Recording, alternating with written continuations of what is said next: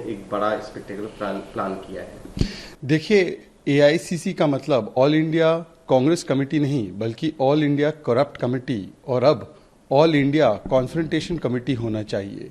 जिस प्रकार से हजारों करोड़ों की सार्वजनिक संपत्ति जो एजेएल और नेशनल हेराल्ड के लिए थी, यंग इंडियंस के स्पेशल पर्पस व्हीकल के माध्यम से इस सार्वजनिक संपत्ति को पारिवारिक संपत्ति बनाने का प्रयास गांधी परिवार ने और कांग्रेस पार्टी के लोगों ने किया, आज जब उस पर कानूनी कार्रवाई हो रही है जिस पर उन्हें कोई कोर्ट से राहत नहीं मिली है, तो कानून से कोऑपरेट करने के बदले जिस प्रकार से कन्फ्रंटेशन किया जा रहा है, एक तरफ तो मौजूदा प्रधानमंत्री जब मुख्यमंत्री थे गुजरात के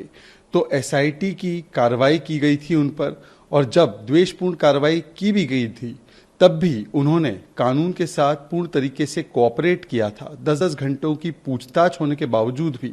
उन्होंने कोई भी कॉन्फ्रंटेशन सुर नहीं अपनाया था, क्योंकि उनके पास छिपाने लायक कोई बात नहीं थी और इसीलिए वो साफ पाक भी निकले थे उससे। परंतु आज जिस प्रकार का रवैया कांग्रेस पार्टी अपना रही है, ये दर्शाता है कि कहीं ना कहीं कांग्रेस पार्टी नहीं चाहती है कि जो उनके नेताओं ने भ्रष्टाचार किया है कानून उन तक पहुंच पाए, और इसीलिए कभी कोविड का बहाना बनाकर 2-3 हफ्तों की मोहलत लेना या कभी जिस प्रकार से समन किया जाए ईडी के द्वारा, तो कॉन्फ्रंटेशन का रुख अपनाना ये दिखाता है कि इस परिवार को लोकतंत्र की संस्थाओं में, कोर्ट में, किसी भी संस्था में विश्वास नहीं है और ये अपने आप को जवाबदेही से ऊपर समझते हैं। कांग्रेस नेता रणदीप सुरजेवाला ने एक प्रश्न कि बीजेपी डेमोक्रेसी का वैसे ही चीरहरण कर रही है जैसे देवी सीता का चीरहरण हुआ था। देखिए, राहुल गांधी के परम मित्र रणदीप सुरजेवाला जो कांग्रेस पार्टी के मीडिया के प्रमुख है, वो अपने आप को जरूर जनेऊधारी हिंदू कहते हैं, अपने आप को शिव भक्त कहते हैं, अपने आप को सबसे बड़ा हिंदू कहलवाते हैं, परंतु उन्हें इतनी भी बात नहीं पता कि माँ सीता का चीरहरण नहीं हुआ था बल्कि द्रौपदी जी का चीरहरण हुआ था। जिन व्यक्तियों को रामायण और महाभारत का अंतर नहीं पता, जिन व्यक्तियों को माँ सीता और द्रौपदी जी का अंतर नहीं पता, ये तो स्वाभाविक है क्योंकि ये वही लोग हैं, उनकी मानसिकता में रोम संस्कृति ज़्यादा और राम संस्कृति कम बसती है, और इसीलिए कभी हिंदुत्व को आईसिस कहना, हिंदुओं को आतंक से जोड़ना, बार बार श्री राम के अस्तित्व पर सवाल उठाना, राम मंदिर में रोड़ा अटकाना, ये इनका लंबा चरित्र रहा है। परंतु आज जिस प्रकार से माँ सीता के विषय में जो टिप्पणियाँ की गई है रणदीप सुरजेवाला, राहुल गांधी के परम मित्र के द्वारा, ये करोड़ों करोड़ों लोगों की भावनाओं को आहत करने वाला बयान है और इस पर कांग्रेस पार्टी को तुरंत प्रभाव से माफ़ी मांगनी चाहिए। अन्यथा इस पर यदि कोई हिंदू जो आहत हुआ है वो इस पे कानूनी कार्रवाई करता है या करवाने की चेष्टा करता है, तो कांग्रेस पार्टी को फिर उसके लिए माफ़ी कोर्ट से मांगनी पड़ेगी। कांग्रेस नेता सिद्धारमैया का एक तुलना शिकारी कुत्तों के साथ ये कहा कि जब वो अकेले बोलते हैं तो 20-25 भाजपा के नेता कुत्तों जैसे उनके ऊपर टूट पड़ते हैं। देखिए, अक्सर जो व्यक्ति अपने बारे में सोचता है या अपने बारे में जो सोच रखता है वही उसके शब्दों से और उसकी जुबान से निकलता है। किसी भी व्यक्ति के कहे गए शब्द सामने वाले पर कम और अपने आप की परछाई ज़्यादा दिखाते हैं, और मुझे लगता है कि जो सोच शायद सिद्धरमैया जी अपने लिए रखते होंगे वही उन्होंने अपने मुख से प्रकट किए हैं। परंतु ये दिखाता है कि कांग्रेस पार्टी का कितना बड़ा अविश्वास है लोकतांत्रिक प्रक्रियाओं में। उनके पास सहिष्णुता के बड़े बड़े भाषण और लेक्चर देने के बहुत सारे माध्यम है, परंतु किस प्रकार से असहिष्णुता और इमरजेंसी माइंडसेट से ग्रसित है, इसका एक और प्रमाण आज सिद्धरमैया जी की बातों से पता चल रहा है। आरएस स्कूल्स में एमबीए सपोर्ट अनाउंस किया है एक तरह से। देखिए, एआईएमआईएम के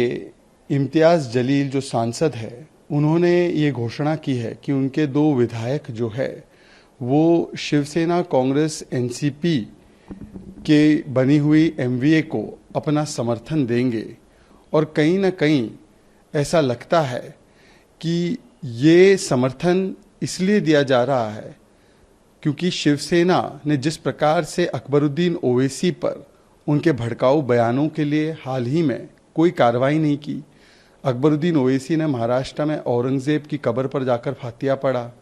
धार्मिक उन्माद भड़काने की कोशिश की गई, परंतु उस पर भी शिवसेना ने कोई कार्रवाई नहीं की। तो शायद इसी का इनाम स्वरूप, और जिस प्रकार से शिवसेना ने औरंगाबाद के नामकरण को लेकर भी संभाजीनगर नाम रखने के बदले अब उस मुद्दे को वो टालती जा रही है, तो इसका इनाम स्वरूप एमआईएम ने समर्थन घोषित किया होगा। जिस प्रकार से कांग्रेस पार्टी भी एक तरफ तो कहती है कि हम सेकुलरवादी है, कहती है कि हम जनेऊधारी हिंदू है, परंतु औरंगजेब की महिमा मंडन करने वाले एमआईएम से, जो एमआईएम हिंदू देवी देवताओं को गालियां देती हैं, अपमानित करती हैं, उनसे समर्थन लेने में भी कांग्रेस को कोई संकोच नहीं है।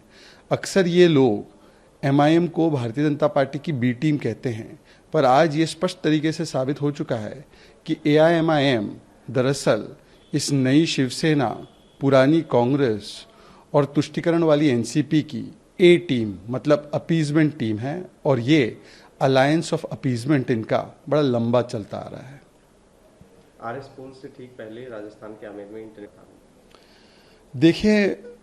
जिस प्रकार से राजस्थान की सरकार ने जयपुर के आमेर इलाके में, जहां पर कांग्रेस के कुछ विधायकों को भेड़ बकरियों की तरह रखा गया था, वहां पर 12 घंटों के लिए इंटरनेट सेवाएं सस्पेंड कर दी। ये एक तो दर्शाता है कि कांग्रेस पार्टी अपने विधायकों को टिकाऊ नहीं बिकाऊ समझती है, कितना अविश्वास है उनको अपने ही विधायकों के प्रति। परंतु